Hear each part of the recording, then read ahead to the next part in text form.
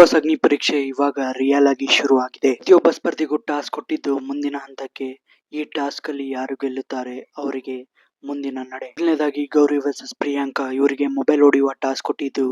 ಇವರಿಬ್ಬರಲ್ಲಿ ಗೆದ್ದಿದ್ದು ಮಾತ್ರ ಪ್ರಿಯಾಂಕಾ. ಹೌದು, ಗೌರಿ ಫೋನ್ ಹೊಡೆಯಲು ತುಂಬಾನೇ ಎಮೋಷನಲ್ ಮತ್ತು ಗಿವ್ ಅಪ್ ಮಾಡಿಬಿಟ್ರು. ಪೂರ್ತಿಯಾಗಿ ಮೊಬೈಲ್ ಹೊಡೆದಾಕಿದ್ದು ಪ್ರಿಯಾಂಕಾ. ಹೌದು, ಎಲ್ಲರೂ ಕೂಡ ಕಷ್ಟಪಟ್ಟು ಮೊಬೈಲ್ ಫೋನ್ ಅನ್ನ ತಗೊಂಡಿರ್ತಾರೆ. ಆದರೆ ಇಲ್ಲಿ ಗೌರಿ ತುಂಬಾನೇ ಎಮೋಷನಲ್ ಆಗಿ, ನಾನು ಇದೇ ಮೊಬೈಲ್ ಫೋನ್ ಇಂದ ಇಲ್ಲಿವರೆಗೂ ಬಂದಿದ್ದು, ಆದರೆ ನನಗೆ ಈ ಮೊಬೈಲ್ ಹೊಡೆಯಲು ಇಷ್ಟವಿಲ್ಲ ಎಂದು ಗೌರಿ ಈ ಟಾಸ್ಕ್ ನಿಂದ ಔಟ್ ಆಗುತ್ತಾರೆ. ಬಟ್ ಬಿಗ್ ಬಾಸ್ ಶೋ ಹೋಗೋಕೆ ಅಥವಾ ಬಿಗ್ ಬಾಸ್ ಮನೆ ಒಳಗೆ ಹೋಗೋಕೆ ಎಲ್ಲವನ್ನ ತ್ಯಾಗ ಮಾಡಲೇಬೇಕಾಗುತ್ತೆ. ಕೆಲವೊಂದು ಸಂದರ್ಭದಲ್ಲಿ ಅಗ್ನಿ ಪರೀಕ್ಷೆಯ ನೆಕ್ಸ್ಟ್ ಟಾಸ್ಕ್ ಆಡೋಕೆ ಬರ್ತಾರೆ ವಿಕಾಸ್ ವರ್ಸಸ್ ದೀಕ್ಷಿತ್. ಇವರಿಗೆ ಟಾಸ್ಕ್ ಕೊಟ್ಟಿದ್ದು ಐಸ್ ವಾಟರ್ ಅಲ್ಲಿ ಎಷ್ಟು ನಿಮಿಷ ಯಾರು ಜಾಸ್ತಿ ಹೊತ್ತು ಇರುತ್ತಾರೆ ಎಂದು. ಹೌದು, ಒಟ್ಟಾರೆ ಇವರಿಬ್ಬರು 22 ನಿಮಿಷ ಐಸ್ ವಾಟರ್ ಅಲ್ಲೇ ಕುತ್ತಿಗೆವರೆಗೂ ಬರೋವರೆಗೂ ಇರಬೇಕು. ಈ ಐಸ್ ವಾಟರ್ ಟಾಸ್ಕ್ ನಲ್ಲಿ ಪರ್ಫೆಕ್ಟ್ ಆಗಿ ಕಂಪ್ಲೀಟ್ ಮಾಡಿದ್ದು ದೀಕ್ಷಿತ್. ಈ ಟಾಸ್ಕ್ ಕೂಡ ಅಷ್ಟೊಂದು ಈಸಿಯಾಗಿ ಇರಲಿಲ್ಲ. ಹೌದು, ಬಿಗ್ ಬಾಸ್ ಅಗ್ನಿ ಪರೀಕ್ಷೆಯ ಈ ವರೆಗೂ ಆಗಿರುವ ಟಾಸ್ಕ್ ನಲ್ಲಿ ಇದೇ ತುಂಬಾನೇ ಟಫ್ ಆಗಿರುವಂತಹ ಟಾಸ್ಕ್ ಆಗಿತ್ತು. ಇನ್ನ ಟಾಸ್ಕ್ ಫುಡ್ ತಿನ್ನೋ ಚಾಲೆಂಜ್ ಕೊಡ್ತಾರೆ. ಬಟ್ ಇದು ಎರಡೂ ಕೈಗಳನ್ನ ಹಿಂದೆ ಇಟ್ಟು ಬರೀ ಬಾಯಿಂದ ಎಲ್ಲ ಫುಡ್ ಅನ್ನ ಯಾರು ಬೇಗ ಖಾಲಿ ಮಾಡುತ್ತಾರೆ ಮತ್ತು ಯಾರು ಜಾಸ್ತಿ ತಿನ್ನುತ್ತಾರೆ ಅವರು ಈ ಟಾಸ್ಕ್ ನ ವಿನ್ನರ್ ಆಗುತ್ತಾರೆ ಎಂದು ಈ ಟಾಸ್ಕ್ ಇತ್ತು. ಈ ಟಾಸ್ಕ್ಗೆ ಒಬ್ಬರಲ್ಲ ಇಬ್ಬರಲ್ಲ 3 ಜನ ಸ್ಪರ್ಧಿಗಳನ್ನ ಈ ಟಾಸ್ಕ್ ನ ಕಂಪ್ಲೀಟ್ ಮಾಡೋಕೆ ಕೊಟ್ರು. ಅಂಕಿತಾ, ಇಶಾ, ವಿವೇಕ್. ಹೌದು, ಈ ಟಾಸ್ಕ್ ನ ಮಧ್ಯದಲ್ಲೇ ಅಂಕಿತಾ ವಾಮೆಂಟ್ ಮಾಡುವ ಮೂಲಕ ಈ ಟಾಸ್ಕ್ ನಿಂದ ಆಚೆ ಹೋದರು. ಉಳಿದಿರುವ ವಿವೇಕ್ ಮತ್ತು ಇಶಾನಲ್ಲಿ ಅತಿ ಹೆಚ್ಚು ತಿಂದು ಇಶಾ ಈ ಟಾಸ್ಕ್ ನ ವಿನ್ನರ್ ಆಗಿ ಮುಂದಿನ ಟಾಸ್ಕ್ ಗೆ ಅಥವಾ ರೌಂಡ್ ಗೆ ಹೋದರು. ಈ ಟಾಸ್ಕ್ ಗಳೆಲ್ಲ ಮುಗಿದ ನಂತರ ಅಸಲಿ ಮಜಾ ಇವಾಗ ಶುರು ಮಾಡಿದರು. ಹೌದು, ಜಡ್ಜಸ್ ಗಳು 4 ಟೀಮ್ ಅನ್ನ ತಮ್ಮ ತಮ್ಮ ತಂಡವಾಗಿ ಮಾಡಿದರು. ವಿನಯ್ ಗೌಡ ಅವರ ಟೀಮ್ಗೆ ಲಕ್ಷ್ಮೀಗೌಡ ಅಂಬುವವರನ್ನ ಟೀಮ್ ಲೀಡರ್ ಆಗಿ ಆಯ್ಕೆ ಮಾಡಿದರು. ಸ್ಟಾರ್ ಕಂಟೆಸ್ಟೆಂಟ್ ಗಳನ್ನ ಮಾತ್ರ ಟೀಮ್ ಲೀಡರ್ ಆಗಿ ಆಯ್ಕೆ ಮಾಡುವ ಪ್ರಕ್ರಿಯೆ ಇದಾಗಿತ್ತು. ಹೌದು, ತದನಂತರ ಸಂಗೀತ ಶೃಂಗೇರಿ ಟೀಮ್ಗೆ ಕುಮಾರಿ ಆಯ್ಕೆ ಆಗಿದ್ದರು ಮೊದಲು. ಆದರೆ ಇಲ್ಲಿ 5 ಜನ ಸ್ಟಾರ್ ಕಂಟೆಸ್ಟೆಂಟ್ ಇರುವುದರಿಂದ ಕೇವಲ 4 ಜನರಿಗೆ ಟೀಮ್ ಲೀಡರ್ ಆಗುವ ಅವಕಾಶವಿತ್ತು.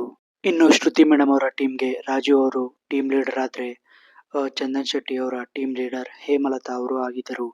ಆದ್ರೆ ಇಲ್ಲಿ ಕೊನೆಯಲ್ಲಿ ಒಂದು ಟ್ವಿಸ್ಟ್ ಬಂತು. ಹೌದು, ಪೂರ್ಣಿಮಾ ಅವರು ಕೊನೆಯಲ್ಲಿ ಉಳಿದುಕೊಂಡಿರುವುದರಿಂದ ಅವರು ಜಡ್ಜಸ್ ಗಳಿಗೆ ಯಾಕೆ ನನ್ನನ್ನ ಸೆಲೆಕ್ಟ್ ಮಾಡಿಲ್ಲ ಎಂದು ಪ್ರಶ್ನೆ ಮಾಡಿದರು. ಜಡ್ಜಸ್ ಒಂದು ಪೂರ್ಣಿಮಾಗೆ ಟಾಸ್ಕ್ ಕೊಡುತ್ತಾರೆ. ನಿಮಗಿಂತ ಯಾರು ಸ್ಟ್ರಾಂಗ್ ಸ್ಪರ್ಧಿ ಮತ್ತು ನಿಮಗಿಂತ ಯಾರು ಕಳಪೆ ಎಂದು ಕೇಳಿದಾಗ ಕುಮಾರಿಗೆ ಕಳಪೆ ಎಂದು, ನನಗಿಂತ ಕಳಪೆ ಎಂದು ಹೇಳುತ್ತಾರೆ. ಸೊ ಆಗ ಇವರಿಬ್ಬರ ನಡುವೆ ಒಂದು ಟಾಸ್ಕ್ ಅನ್ನ ಕೂಡ ಮಾಡಲಾಗುತ್ತೆ. ಪೂರ್ಣಿಮಾ ಬಲೂನ್ ಅನ್ನ ಕುಮಾರಿ ಹೊಡೆಯಬೇಕು ಮತ್ತು ಕುಮಾರಿ ಬಲೂನ್ ಅನ್ನ ಪೂರ್ಣಿಮಾ ಹೊಡೆಯಬೇಕು. ಆದ್ರೆ ಇಲ್ಲಿ ಕುಮಾರಿ ಪೂರ್ಣಿಮಾ ಬಲೂನ್ ಹೊಡೆಯುವ ಬದಲು ತಮ್ಮ ಬಲೂನ್ ಅನ್ನ ಉಳಿಸಿಕೊಳ್ಳಲು ಡಿಫೆಂಡ್ ಮಾಡುತ್ತಾ ಇರ್ತಾರೆ. ಹೌದು, ಇಲ್ಲಿ ಕುಮಾರಿಗಿಂತ ಪೂರ್ಣಿಮಾ ಅವರು ಸ್ವಲ್ಪ ಫಿಸಿಕಲಿ ಫಿಟ್ ಇದ್ರು ಕೂಡ ಇವರು ಡಿಫೆಂಡ್ ಮಾಡೋದಕ್ಕಿಂತ ಮುಂಚೆ ಅವರ ಬಲೂನ್ ಅನ್ನ ಹೊಡೆಯೋದ್ರಲ್ಲಿ ಇವರ ಬುದ್ಧಿಯನ್ನ ಉಪಯೋಗಿಸಬಹುದಿತ್ತು. ಸೊ ಇಲ್ಲಿ ಸಂಗೀತ ಅವರ ಟೀಮ್ ನ ಕ್ಯಾಪ್ಟನ್ ಚೇಂಜ್ ಆಗುತ್ತೆ. ಹೌದು, ಕುಮಾರಿ ಬದಲು ಇವಾಗ ಪೂರ್ಣಿಮಾ ಅವರಿಗೆ ಅವಕಾಶ ಸಿಗುತ್ತೆ. ಸೊ ಇದಾದ ನಂತರ ಈಗ ಟೀಮ್ ಲೀಡರ್ ಆಗಿರುವುದರಿಂದ, ಈಗ ಟೀಮ್ ಕೂಡ ಆಗಿರುವುದರಿಂದ ಈ ಟೀಮ್ಗೆ ಪ್ಲೇಯರ್ಸ್ ಅಥವಾ ಸ್ಪರ್ಧಿಗಳು ಬೇಕಾಗುತ್ತಾರೆ. ಇದಕ್ಕಾಗಿಯೇ ಆಕ್ಷನ್ ಅನ್ನು ಕೂಡ ನಡೆಸಲಾಗುತ್ತೆ. ಆಕ್ಷನ್ಗೆ ಸ್ಪರ್ಧಿಗಳು ಬರೋಕ್ಕಿಂತ ಮುಂಚೆ ಅವರಿಗೆ ಒಂದು ಟಾಸ್ಕ್ ಅನ್ನ ಕೊಡಲಾಗುತ್ತೆ. ಸೊ 4 ಸ್ಪರ್ಧಿಗಳು ಒಟ್ಟಿಗೆ ಟಾಸ್ಕ್ ಆಡಬೇಕು. ಅದರಲ್ಲಿ ಬಂದಿದ್ದು ಕಿರಣ್ ಶಾಸ್ತ್ರಿ, ದೀಪಕ್, ಪ್ರಿಯಾಂಕಾ ಮತ್ತು ಶ್ರೇಯಸ್ ಈ ಟಾಸ್ಕ್ ನಲ್ಲಿ ಭಾಗವಹಿಸಿದ್ರು. ಆದ್ರೆ ನಮಗೆ ಶಾಕ್ ಕೊಡುವಂತೆ ಕಿರಣ್ ಶಾಸ್ತ್ರಿ ಅವರು ಅತಿ ಬೇಗನೆ ಟಾಸ್ಕ್ ಕಂಪ್ಲೀಟ್ ಮಾಡಿ ಮೊದಲನೇ ವಿನ್ನರ್ ಆದ್ರೆ, ಸೆಕೆಂಡ್ ಆಗಿ ಪ್ರಿಯಾಂಕಾ ಅವರು ಬೇಗನೆ ಕಂಪ್ಲೀಟ್ ಮಾಡಿದ್ರು. ಇದರ ಮೇಲೇನೆ ಈಗ ಟೀಮ್ ಲೀಡರ್ ಗಳು ಇವರನ್ನ ಆಕ್ಷನ್ ಅಲ್ಲಿ ಬೈ ಮಾಡೋಕೆ ರೆಡಿ ಆಗಿದ್ರು. ಕಿರಣ್ ಶಾಸ್ತ್ರಿನ ಹೇಮಲತಾ ಅವರು ಗೋಲ್ಡ್ ಕಾಯಿನ್ ಕೊಡುವ ಮೂಲಕ ಇವರ ತಂಡಕ್ಕೆ ಸೇರಿಸಿಕೊಳ್ಳಲಾಗಿದೆ. ಇನ್ನು ಲಕ್ಷ್ಮೀ ಗೌಡ ಅವರ ಟೀಮ್ಗೆ ಪ್ರಿಯಾಂಕಾ ಅವರು ಗೋಲ್ಡ್ ಕಾಯಿನ್ ಮೂಲಕ ಅವರ ತಂಡಕ್ಕೆ ಎಂಟ್ರಿ ಕೊಡ್ತಾರೆ. ಇನ್ನು ಪೂರ್ಣಿಮಾ ಅವರ ತಂಡಕ್ಕೆ ದೀಪಕ್ ಅವರು ಗೋಲ್ಡ್ ಕಾಯಿನ್ ಮೂಲಕ ಅವರ ತಂಡಕ್ಕೆ ಸೇರಿಸಿಕೊಳ್ಳುತ್ತಾರೆ.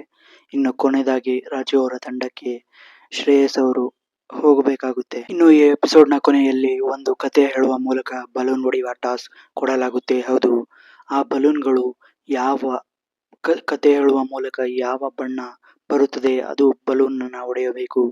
ಇದರಲ್ಲಿ ಗೆದ್ದಿರೋದು ಟೀಮ್ ಶ್ರುತಿ ಅವರ ದೀಕ್ಷಾ ಅವರು.